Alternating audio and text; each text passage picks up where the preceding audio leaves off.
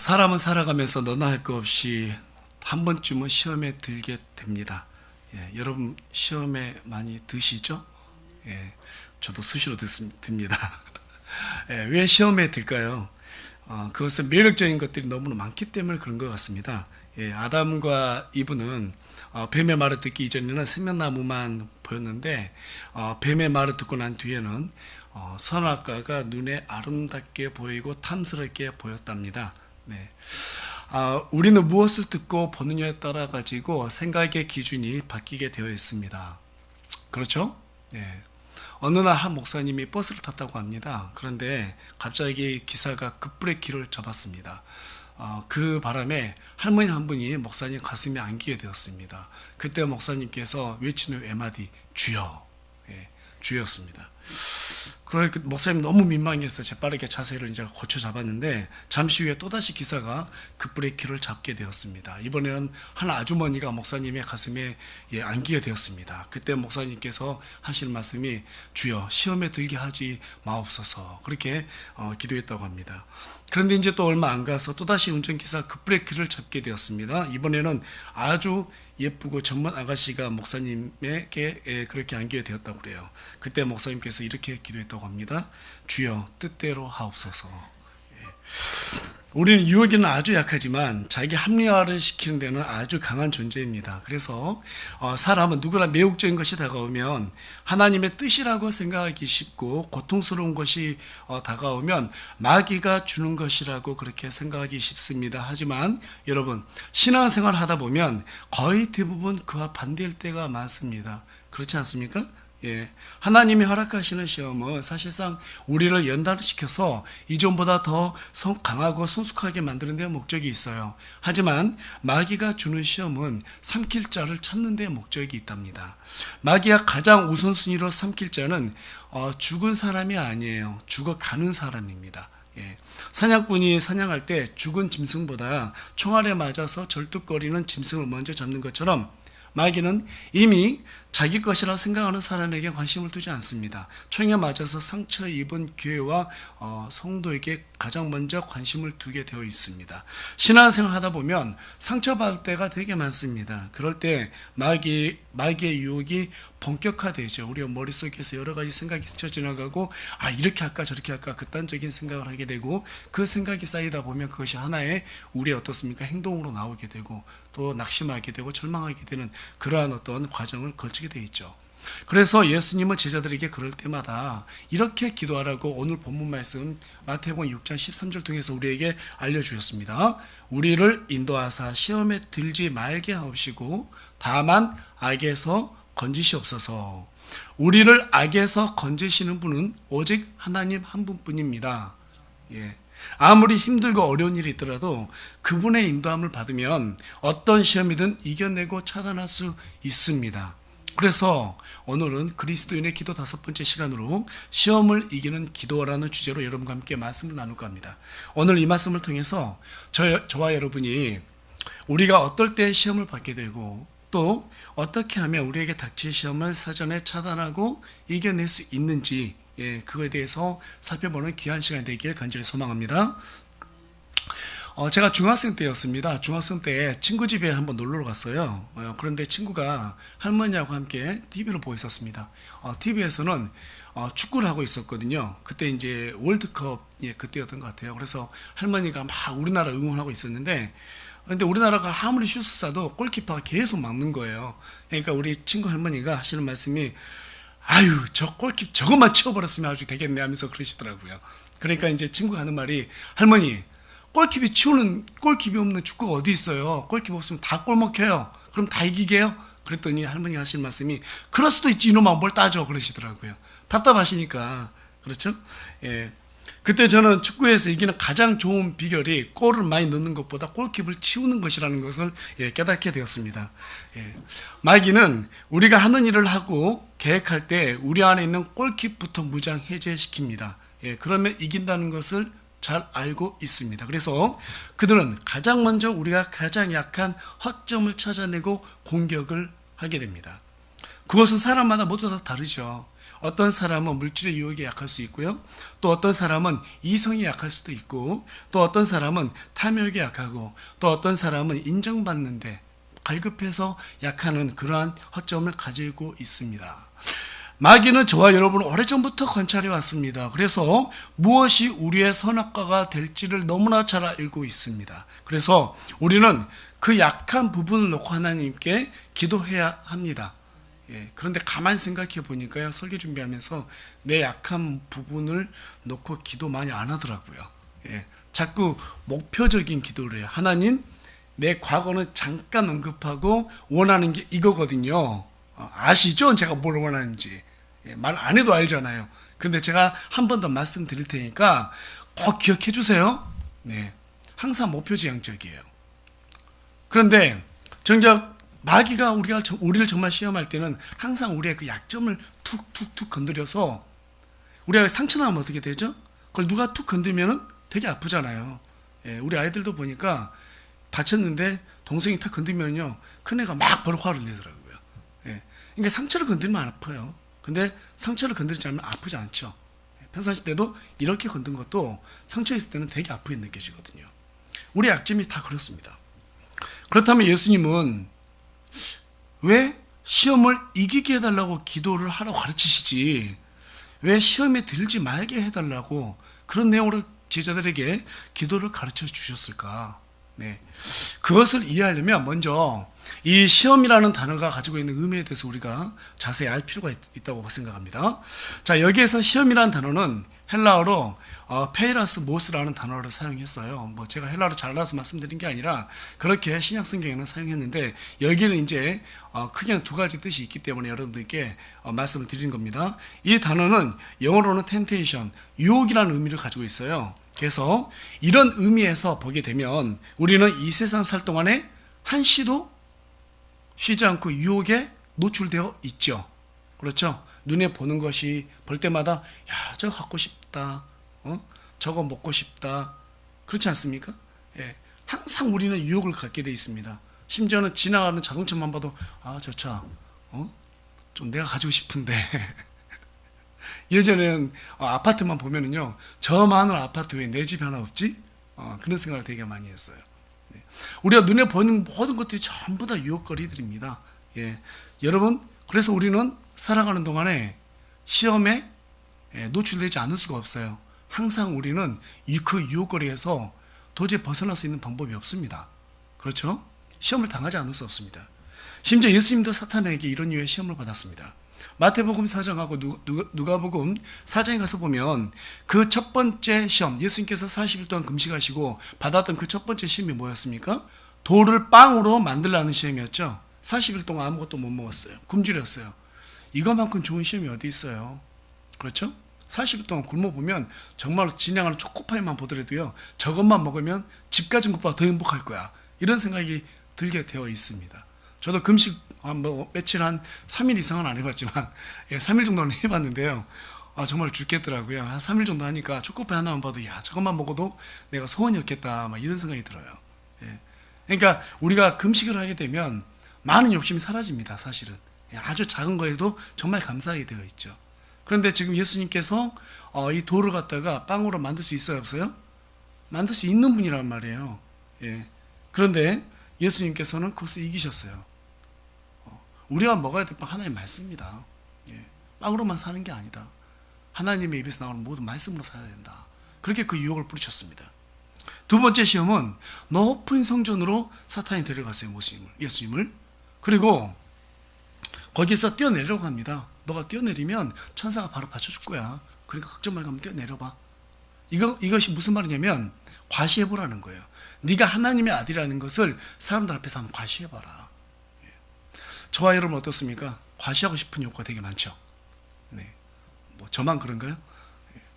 아마 과시하고 싶은 욕구가 되게 많을 거예요. 가장 먼저 옷을 사거나 핸드백을 사거나 좋은 시계를 사거나 신발을 사거나 뭘 하든 간에 가장 먼저 누구한테 가요? 친구한테 가죠.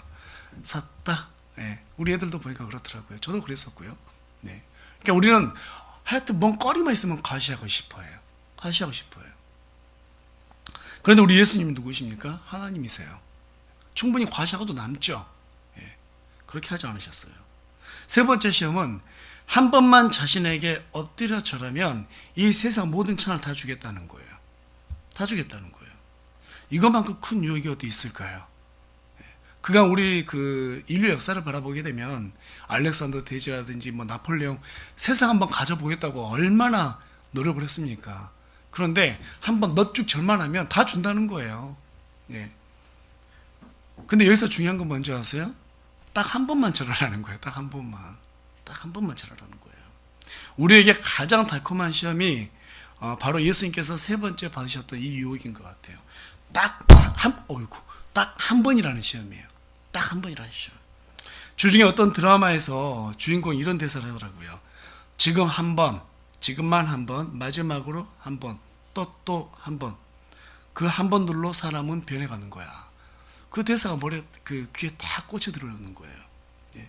그 한 번으로 사람은 변한 거야. 마귀는 딱 한 번만 절하면 다 준다고 했지만 예수님은 사탄아 물러가라.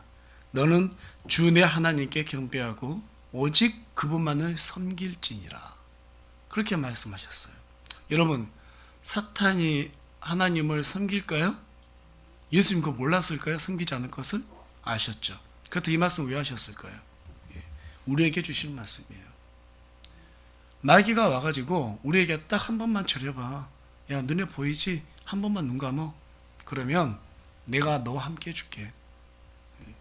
그런 유혹이 생길 때마다, 그런 생각이 생길 때마다 우리 예수님께서 말씀하세요.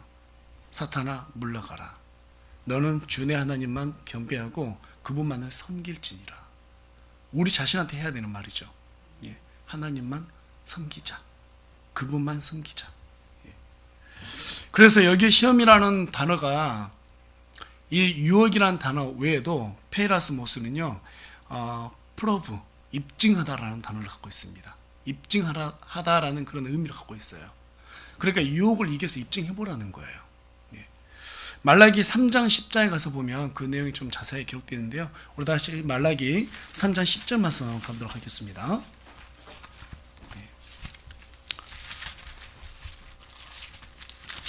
우리 다 같이 한 목소리로 읽어보도록 하겠습니다. 시작.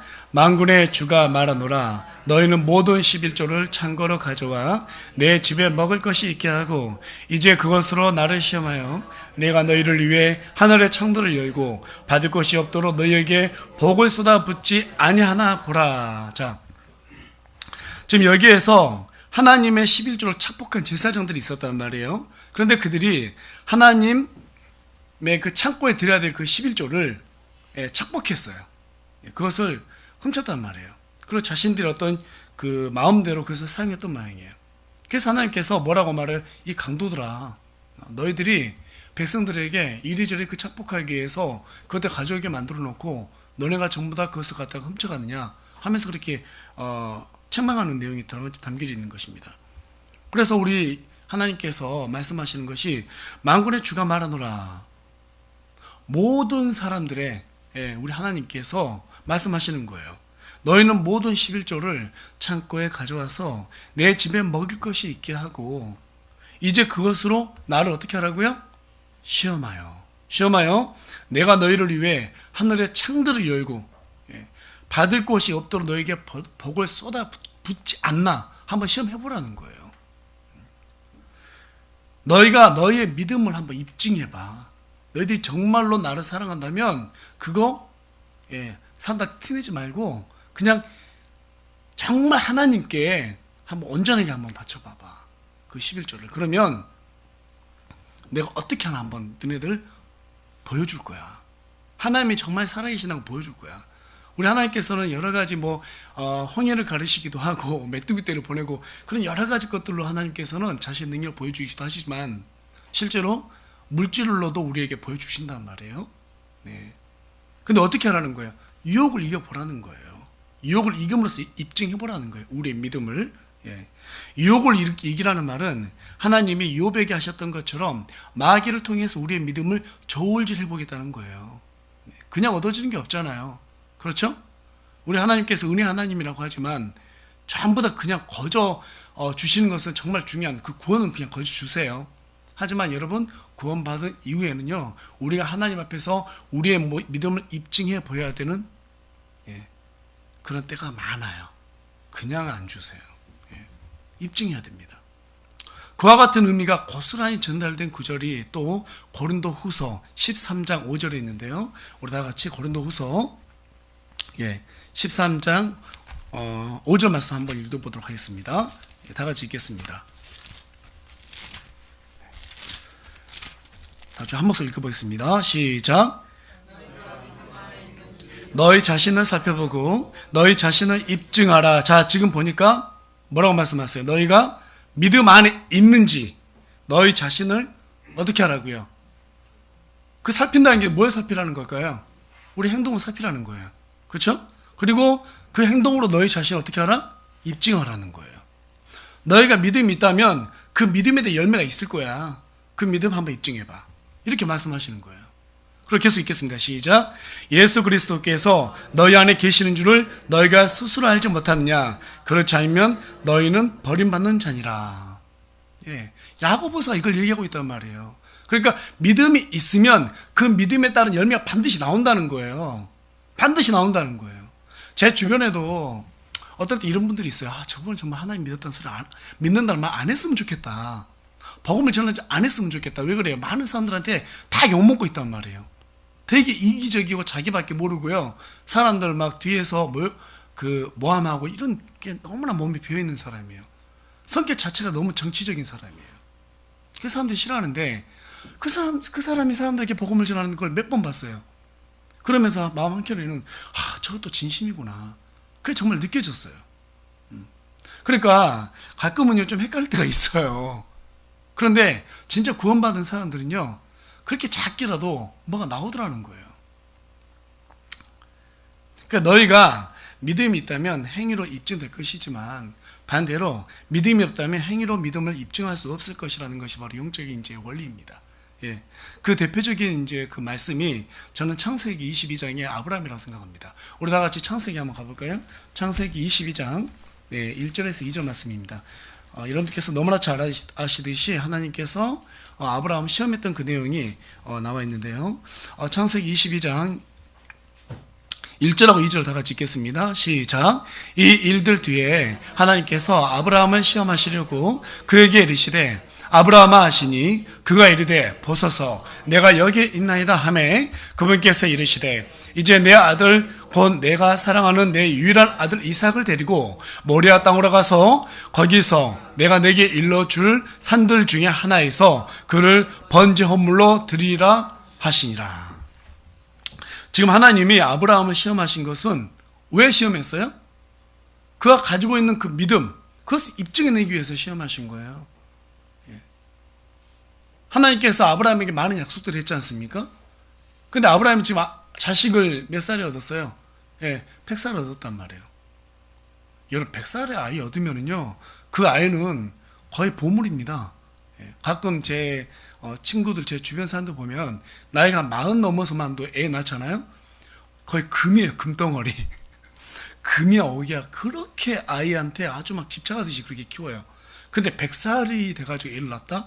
이건 뭐 말할 필요가 없는 거죠. 누가 건드리기만 해봐요. 큰일 납니다. 얼마나 귀했겠어요. 그런데 아브라함아, 너 네 자식보다 내가 더 귀해? 한번 네 믿음 입증해봐. 그래서 시험하신 거예요. 그럴 때 아브라함이 뭐라고 말해요? 아들 데리고 가죠. 그리고 그 아들을 갖다가 정말 바치기로 작정합니다. 칼로 내려치려고 할 때 하나님이 멈추게 만들어요. 멈추게 만들어요. 아브라함이 어떤 믿음을 가지고 도대체 그렇게 했을까요? 뭐 그건 성경에 기록이 되어 있지 않아서 잘 모르겠지만 아마 죽여도 하나님께서 다시 주시겠지, 아니면 살려주시겠지, 하여튼 뭐 그런 생각을 했을 거예요. 하나님께서 분명히 하늘에 제 별 들어봐라, 그와 같이 네 자손이 있을 거라고 말했는데 그거 못 주실 분이 아니다. 아마 다시 살려내서라도 이 자식을 통해서라도 하나님께서 일을 하실 것이다, 그런 믿음을 가졌을 거예요. 그런데 여러분 이게 하나의 그냥 옛날 이야기가 아니에요. 진짜 있었던 일이에요. 그러니까 저와 여러분이 진짜 그 일을 당했다고 생각해 보자고요. 그게 가당키를 하겠어요? 정말 쉬운 일 아니죠. 정말 쉬운 일 아니죠. 그러니까 여러분 신앙생활은 역사나 히스토리가 아닙니다. 그냥 이야기가 아니에요. 현실이에요. 우리는 아브라함을 통해서 시험을 이기는 방법을 확실하게 알 수 있어요. 그것은 애매하게 하나님을 믿는 것이 아니라 결단하며 하나님을 믿어야 된다는 거죠. 신앙은 진짜 현실이라는 것을 우리가 인식해야 된다는 거죠. 우리가 구원을 받을 수 있었던 것은 어떻게 구원받을 수 있었어요? 우리를 구원하신 우리 주 예수 그리스도를 믿는 믿음으로 구원받게 되었습니다. 그 결단은 예수님이 시험을 받으셨던 것처럼 먹을 것도 과시하는 것도 다른 존재에 경배하는 것도 우리에게 다 버리면 하나님께서 우리에게 요구하시는 그 시험을 우리 스스로 입증해낼 수 있다는 거예요. 그러니까 우리 예수님을 믿을 때 결단했던 것처럼 우리가 이후의 삶도 하나님 앞에 우리가 결단해야지 이런 믿음의 시험을 이겨낼 수 있다는 거죠. 하나님은 말씀대로 살아보는 것으로 당신을 시험해보라고 그렇게 말씀하셨어요. 지금까지 우리 뜻대로 살아봤으니까 남은 인생을 하나님 시험해보면서 살면 어떨까? 이거 너무나 조심스러운 말인데 우리 하나님께서 시험해보라고 하잖아요. 그 믿음 입증해보라고 하잖아요. 말씀대로 살면 우리 하나님께서 약속하신 그 모든 것을 우리에게 허락해 주나 안 해주나 시험해보며 그렇게 살면 좋을 것 같아요. 하나님께서 시험하라고 했으니까. 물론 그렇게 살아도 또 시험에 들고 낙심하고 무너져 내릴 것입니다. 우리는 3일에 한 번씩 작정해도 정말 쉽지 않을 것입니다. 하지만 저는 그렇게 생각해요. 최소한 다시 일어설 수 있다. 이전보다 더 어때요? 시험에 드는 그러한 텀이 줄어들 것이다. 또 이전보다 더 쉽게 일어날 것이다. 그렇게 생각이 듭니다. 그런데 이제 이 대목에서 꼭 태클을 거시는 분들이 있죠. 하나님은 시험을 받지도 않고 시험을 하지도 않는다고 그랬는데 왜 시험하고 시험 해보라고 그래요? 이거 모순 아니에요? 이렇게 따지기 좋아하시는 분도 있을 거예요. 우리 다 같이 야고보서 한번 가볼까요? 야고보서 1장 13절 한번 가보겠습니다. 우리 다 같이 야고보서 1장 13절 말씀 한 목소리 읽어보겠습니다. 시작. 아무도 자기가 시험을 받을 때 내가 하나님께 시험을 받는다 하지 말라. 하나님께서는 악으로 시험을 받지도 아니하시고 친히 아무도 시험하지 아니하시느니라. 여러분 잘 보시면 하나님께서는 어떻게 한다고요? 악으로 시험 받지도 아니하신다 이렇게 얘기하고 있거든요.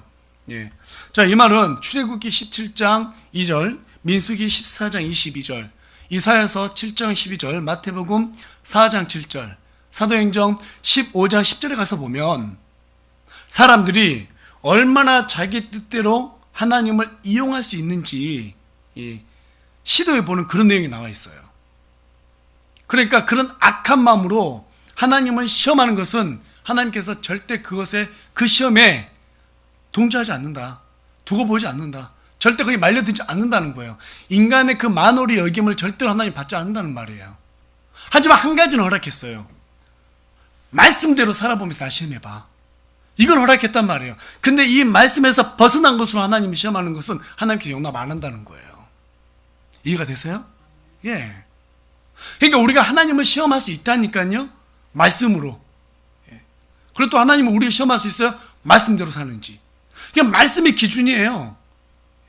그러니까 말씀대로 우리가 살고 말씀대로 무조건 살기만 하면, 순종하기만 하면 하나님께서 우리를 시험하든 내가 하나님을 시험하든 오케이, 다 좋다는 거예요. 그리고 하나님께서 약속하시잖아요. 하늘의 창을 열어서 복을 쏟아 붓지 않나 한번 두고 보라는 거예요. 이렇게 확실한 종교가 어디 있어요 도대체? 이렇게 확실한 곳이 어디 있어요? 제가 일전에 기업에 가서 강의할 때요, 이제 그것에 교육을 진행하신 분이 계세요. 공교육교도 저희 학교 선배여가지고 제가 함부로 참 말씀드리기 어려운 그런 분인데 좀 친해지니까 제가 복음을 전했어요. 하나님 믿으시라고. 그랬더니 이분이 활컥 화를 내시는 거예요. 왜 자꾸 믿으라고 그러냐고 말이야. 그리고 내가 왜 죄인이냐고. 어렸을 때 할머니 따라서 교회 가봤는데 교회만 가면 내가 죄인이라고 그렇게 말하는데 난 그게 그때부터 지금까지 이해가 안 간다 이런 얘기 하시는 거예요. 자꾸 그런 말씀을 하세요. 그런데 우리가 그 하나님을 믿는다는 게, 그렇죠, 안 믿는 사람들 입장에서 정말 쉬운 일 아니거든요. 그래서 제가 그 말씀 드렸어요. 예수님은 사기꾼이래요. 그분이 하시는 말씀이. 죽을 때 어떻게 죽었냐고 말이지. 그거 사기꾼이 아니냐고 이제 이런 얘기를 하시는 거예요. 그러니까 우리 그 차장님 말씀 들어보니까 예, 그런 것도 그렇게 생각할 수도 있을 것 같습니다. 그런데 제가 한 가지 좀 말씀드려볼게요. 진짜 우리 예수님이 사기꾼이라면 예, 어떻게 2000년 동안 사기칠 수 있었겠어요? 2000년 동안 사기친 거 쉽지 않습니다. 예. 왜 사람들이 그렇게 많은 사람들이 예수님을 믿겠습니까? 왜 그분을 따랐겠습니까? 그렇다면 결론은 예수님이 사기꾼이거나 아니면 진짜 하나님이거나 둘 중 하나 아니겠어요? 그리고 애매한 게 없습니다.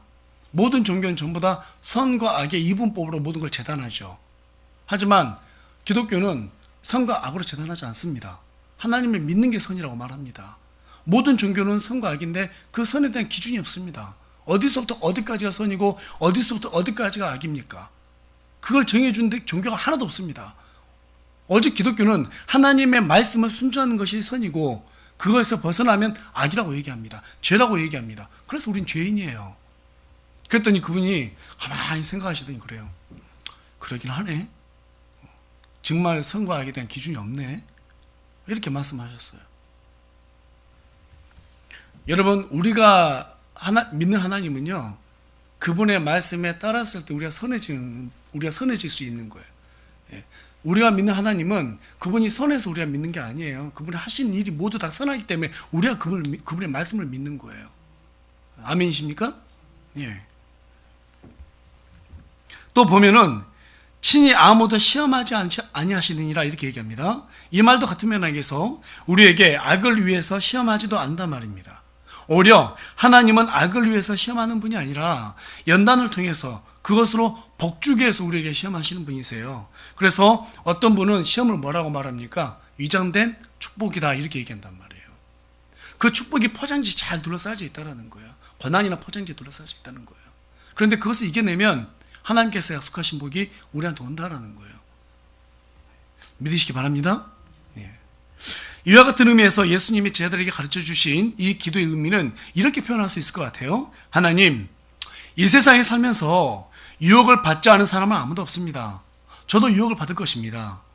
제게 유혹이 반드시 찾아올 때 그때 저를 버려두지 마시고 그 유혹의 순간에 선과 악을 분별할 수 있도록 해주셔서 이 악의 꼬임에 넘어가지 않도록 주님께서 지켜주시옵소서. 풀었으면 이렇다는 거죠.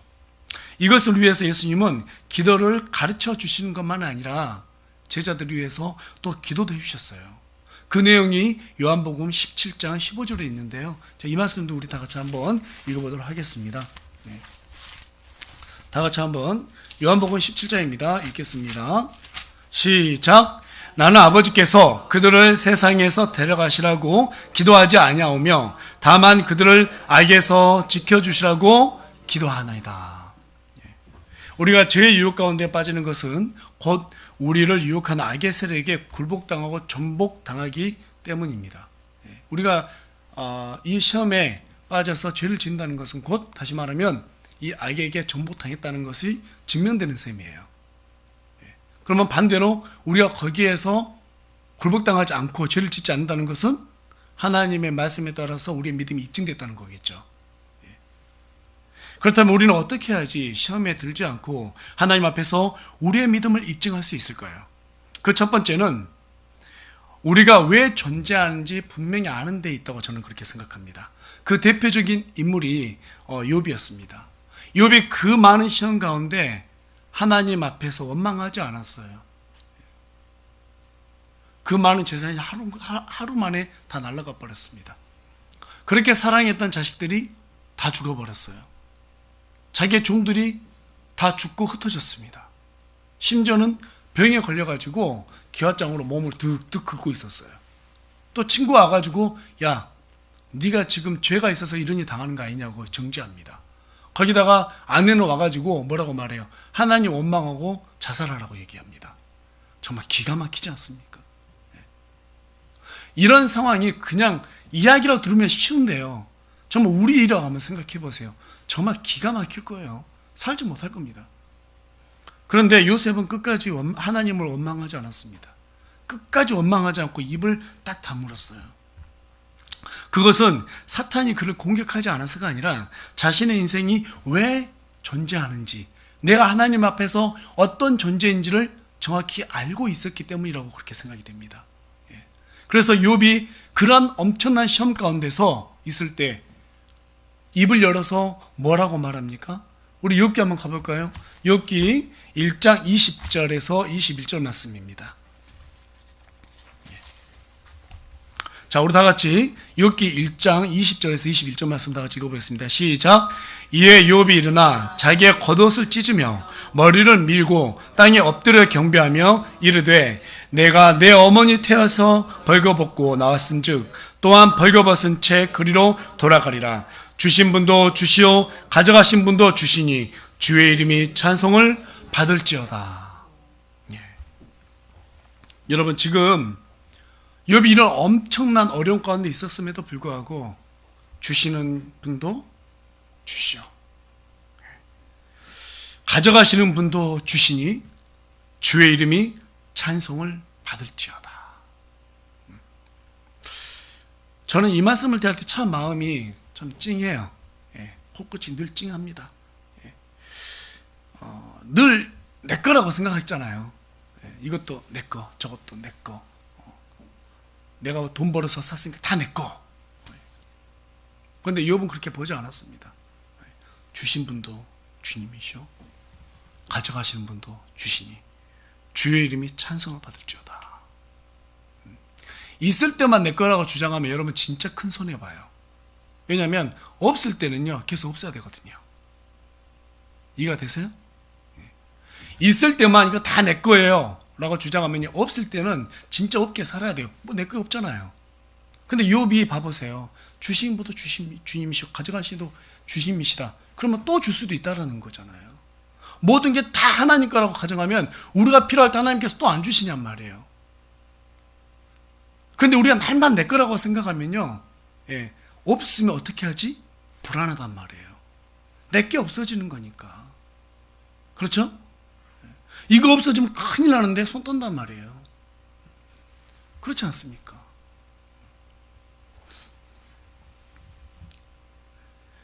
욥은 뭐 하나 자신의 것으로 무엇을 가진 것으로, 자기가 가진 것으로 자기 자신을 규정하지 않았습니다. 오직 하나님으로 인해서 자신이 규정되는 그러한 존재이기를 바랬습니다. 하나님의 시험으로 모든 재산들과 자식들, 건강마저 전부 다 잃었지만 하나님은 욥의 단 한 가지로 보셨습니다. 그것은 믿음이었습니다. 하나님이 우리를 시험하시는 이유도 바로 이 믿음을 보기 위함입니다. 그 믿음을 보기 위해서 시험하신 뒤에 하나님은 욥의 마지막을 처음보다 더 복되게 했다고 성경은 기록하고 있습니다. 우리 하나님이 주시는 시험은 우리가 감당할 수 있는 것들만 허락이 됩니다. 예. 마귀는 그 이상의 것을 시험하지 못합니다. 하나님한테 허락을 받을 수밖에 없는 존재예요. 그 시험은 우리를 집어삼키는 시험이 아닙니다. 하나님의 시험은 우리를 복되게 하는 것입니다. 여러분, 하나님은 우리 부모님들처럼 누군가에게 자랑하기를 원하세요. 자랑하기를 원하세요. 얼마나 자랑하고 싶었으면 천사들과 마귀들 앞에서 욥을 드러내놓고 자랑하셨겠어요. 얼마나 자랑하고 싶었으면, 얼마나 그렇게 자랑하고 싶었으면 예수님이 이 땅으로 보내셨겠습니까? 저와 여러분이 시험을 이김으로 인해서 하나님 앞에 정말 자랑거리가 되길 간절히 소망합니다. 간절히 소망합니다. 하나님은 그러실 거예요. 우리 효리가 정말 여러 가지 시험을 이겨내고 하나님 앞에 하나님만 영광 받으세요, 그렇게 하면 하나님이 마귀한테 자랑할 거예요. 봐, 너 시험했지? 안 넘어갔지? 쟤 내 자식이야. 막 자랑하고 싶은 거예요. 네, 그렇게 자랑하고 싶은 거예요. 네. 이제 두 번째로 어떻게 해야지 시험에 들지 않고 하나님 앞에서 우리의 믿음을 입증할 수 있을까? 네. 오래전에 그 TV 프로에서요, 뽀빠이 이상윤 씨가 103세 할아버지를 만나서 인터뷰한 적이 있었습니다. 할아버지, 이렇게 오랫동안 사시면서 할아버지 괴롭힌 사람 없었어요? 이렇게 물어봤어요. 그랬더니 할아버지 하시는 말씀이 많았지. 많았지. 많았지. 너무너무 많았지. 그럼 그분들 다 어떻게 됐어요? 그랬더니 어떻게 하셨어요? 이렇게 물었어요. 한 거 없어. 앞집에 살던 이 씨는 날 그렇게 괴롭히더만 75살 되더니 죽었어 그러더라고요. 알아서 가더구만. 그리고 뒷집에 있는 박 씨는 허구한 날 나 모함하고 그렇게 못 살게 굴었어. 심지어는 맨날 법에 고소하고 말이야. 뒤에 가서 험담하고 모함하고, 아, 나 그 친구 때문에 죽는 줄 알았어. 그런데 87대니까 알아서 가더구만. 내가 다 보내버렸어. 예. 여러분, 시간은 갑니다. 시간은 갑니다. 예. 버티면 됩니다. 버틴 사람이 이깁니다. 끝까지 버틴 사람이 승자가 됩니다. 그래서 예수님께서 우리에게 오늘 본문 말씀 뭐라고 말합니까? 다만 악에서 구하옵소서. 깨어 있어야 합니다. 그래야 우리는 버틸 수 있습니다. 그래서 고린도전서 10장 13절은 너희가 감당할 수 있는 것 이상으로 시험 당하는 것을 허락하지 아니하시고 또한 그 시험과 함께 피할 길을 내사 능히 그것을 감당하게 하신다고 우리에게 약속해 주셨어요. 예, 피할 길을 내주신다고 우리에게 말씀하셨습니다. 그러니까 피할 길을 내주시면 우리는 그 피할 길을 내주신다는 그 약속만 붙잡고 버티면 되는 거예요. 매 순간순간마다 버티는 거예요. 이 세상 사는 거 만만하지 않습니다. 죽을 때까지 고생스러워요. 예, 죽을 때까지 고생스럽습니다. 그래서 뭐라고 말합니까? 우리 인생 갖다 고해라고 하잖아요. 그렇죠? 예, 고생의 바다. 예, 주구장창 고생하는 거예요. 죽도 일하다 가는 거예요. 예, 고생하는 거예요.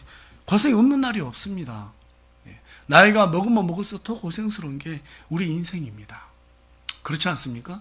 그런데 중요한 것은 고생만 하다 가버리면 제가 가만히 생각해 봤어요. 죽도록 일만 하다가 오늘 하나님 불러서 갔어요. 너 뭐 하다 왔니? 이렇게 물어보면 일하다 왔는데요. 그게야말로 진짜 노예의 삶 아니에요? 일하다가 가면 그 노예잖아요. 그래서 어떤 분이 그런 말씀 하시더라고요.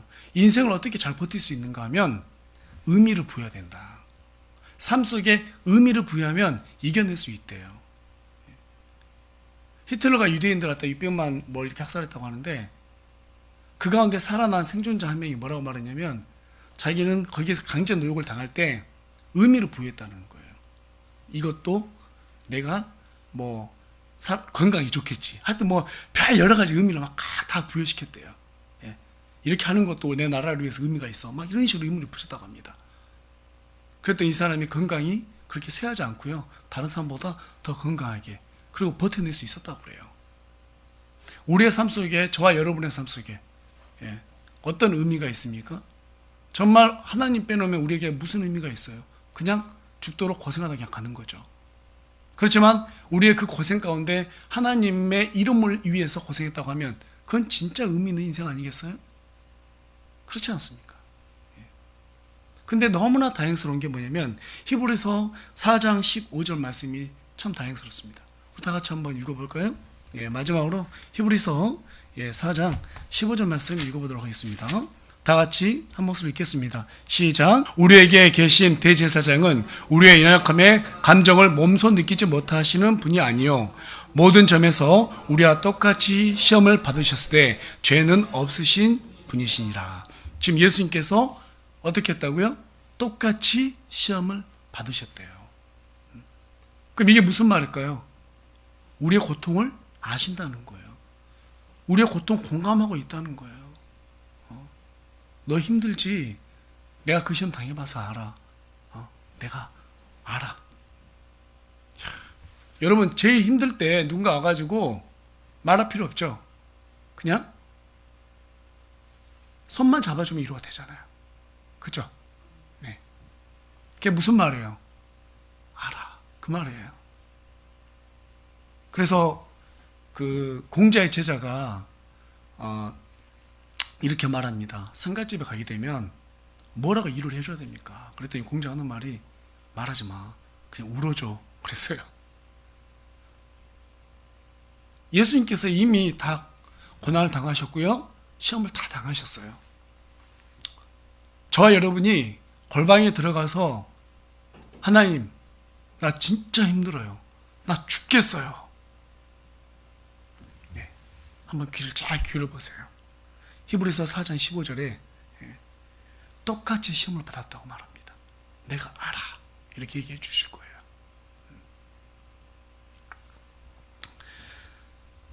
예수님께서 그렇게 공감해 주실 때 우리가 여러 시험을 당해도 그 안에서 너끈히 이겨낼 수 있는 그런 힘이 생길 것입니다. 예. 저와 여러분 정말 하나님의 말씀 가운데 사시면서 그 안에서 위로받고 또 한 주간을 잘 살아가는 저와 여러분이 되길 간절히 소망합니다. 기도하겠습니다.